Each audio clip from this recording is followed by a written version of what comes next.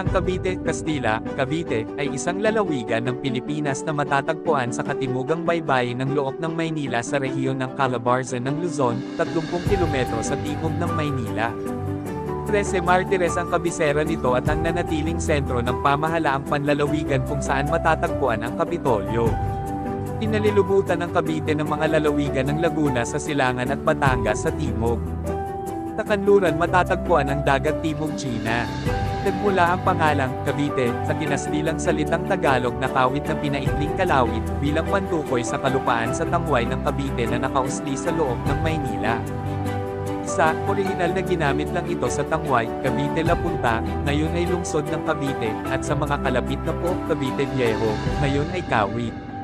Dating kabisera ng lalawigan ang lungsod ng Cavite hanggang 1954, at gaya ng iba pang mga lalawigan sa Pilipinas na binuo noong panahon ng mga Kastila, ang pangalan ng kabisera ay pangalan na rin ng buong lalawigan. Ang Cavite ay isa sa mga lalawigan mabilis ang pag-angat ng ekonomiya sa Pilipinas dahil sa kalapitan nito sa Metro Manila. Maraming kumpanya katulad ng Intel ay nagtaguyod ng planta sa mga maraming industrial parks. 4 na SM Malls at 3 Robinsons Malls ang matatagpuan sa lalawigan ng Cavite.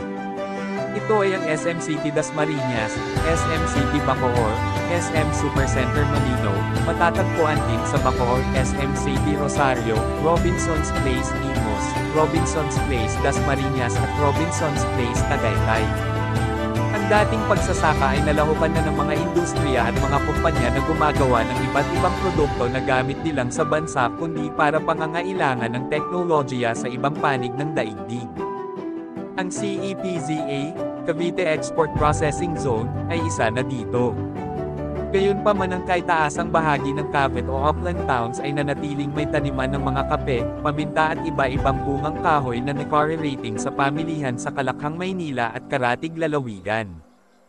Kaya naman patuloy na magiging kasiyahan ng mga dumadaang mga lokal at dayuhang mga turista ang mga prutas tulad ng pinya, papaya, guyabano, nyog at iba pa sa tuwing sila ay napapagawi sa masaganang lalawigang ito habang nadaan sa Tagaytay at patungo sa mga baybay dagat ng Karatig Lalawigan ng Batangas.